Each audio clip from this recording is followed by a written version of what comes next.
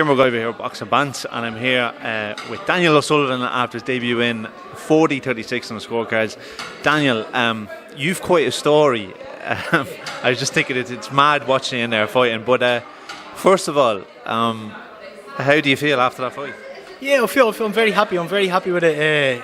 Obviously, look, as I say, I'm my own worst critic, and I'm always really I think I'm a bit of a perfectionist, a bit too much, and I want to be better. And I thought maybe I was thinking going into that fight, if I had got him out there, because he was only ever stopped once, I thought if I had got him out there, that would send a bit of a statement. But look, it's good to get rounds in early on in your career, and obviously if I went in there and I got out saying that was my best performance, I'd be more disappointed, whereas I know I can be so much better than that. And even the 4 rounds, I felt comfortable, like I wasn't even blown or anything. And I think as the longer rounds go on, as opponents get better, I think I'm going to be better. Like every boxer says that.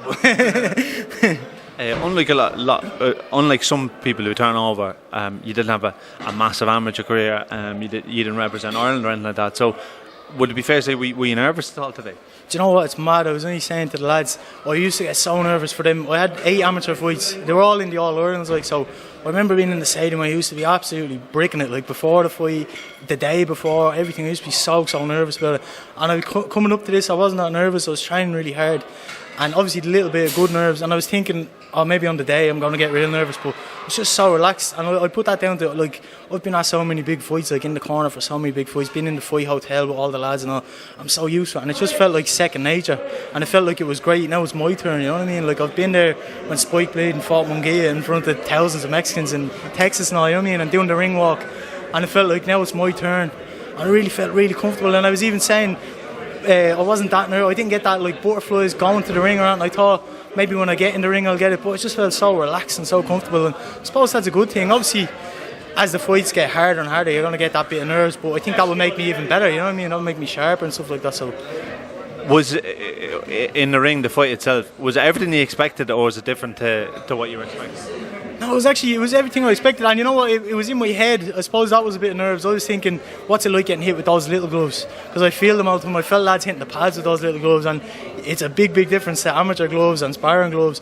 And I was saying, well, I wonder what it's going to be like. Is it going to be that much different? But the adrenaline's gone, and you don't. It's really the same. Like, it punches a punch, isn't it, at the end of the day? Obviously, it's the ones you don't see that hurt and stuff. Yeah. So that was the only sort of bit of thing. I thought it would be worse when I got hit, but obviously you don't want to be getting hit.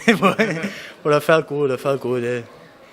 When was it the first day you walked through the Celtic Warriors gym? Am I right in saying your goal wasn't actually to actually box? Is that right? No, it was mad. Like, so I got it into my head that it's too late to start boxing. I started watching boxing only when I was like 17. I never watched it around, and I started watching it, and I became obsessed with it. Became obsessed with Muhammad Ali.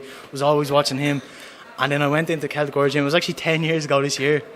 And I remember just all I wanted to do was train. I used to do the box fit classes, which I actually now teach, which is mad. I do them now with all the lads that were here tonight.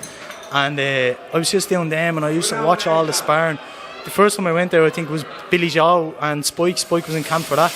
And I used to go watch all the spars and just watch it and try to emulate Spike really on the bags. But I always thought to myself, you know, it's too late to become a boxer. So I started getting into more coaching and stuff, and I was second with Pascal in like so many corners, done all the pads with all the lads. And then a couple of years ago I started saying, geez, I might give this a go myself, you know what I mean? And then people were saying, look, it's not too late. You see a lot of lads are turning over later now and starting boxing later now and stuff like that. So once I put everything into it, you know what I mean? I think the amount I train sort of makes up for the lack of experience that I have in amateur fights or when I was younger, because I train every single day and watch boxing every day, like, and I think that's more of an advantage than boxing when you're a kid, you know what I mean, and sort of falling out of love with it, because I love boxing so much, you know what I mean? So, like, you were doing corners for Lynn Harvey, like you were coaching Lynn, and you've been around it for so long, and then you were like sparring other people, and you're talking about you felt like you were too old. Was it very much like you felt like you had like imposter syndrome almost, like they go, I shouldn't be here?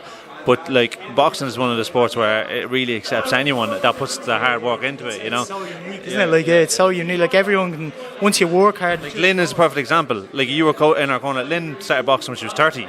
I never even thought of that. Yeah. I'm there coaching her. She only started late, and I'm saying, oh, I can't box. It's too late. So yeah, I actually never even thought of that. Yeah, she fought for European title when she was 37. Yeah, it just shows, doesn't it? Like, yeah. So I only went 27 like last week. So And as I say, I'm only doing it like 2 or 3 years now properly.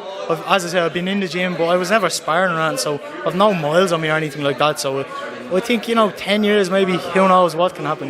Give it my all for the next while anyway.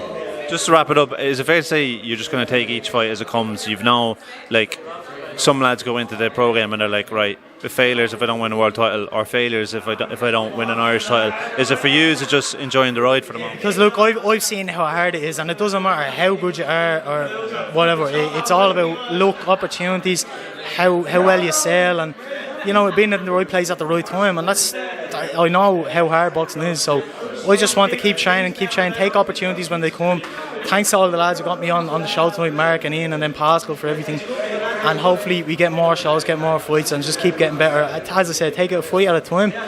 And then there is a lot of Irish lads at the weights, light, middleweight. There's so many, like, obviously I'm not going to say names or anything, but there's loads there. So why don't we all just fight each other and lose our fight, winner, fight, winner, you know what I mean? Like, there's no point in us paying for opponents all the time. And, obviously, you learn, the first few fights you learn something, but why don't we all just fight each other and learn from that, you know what I mean? And cost us a lot less money as well, Right, well, Daniel, really appreciate your time, and hopefully I'll see you again really soon, yeah? Hopefully. Thank you so much. Thanks for everything.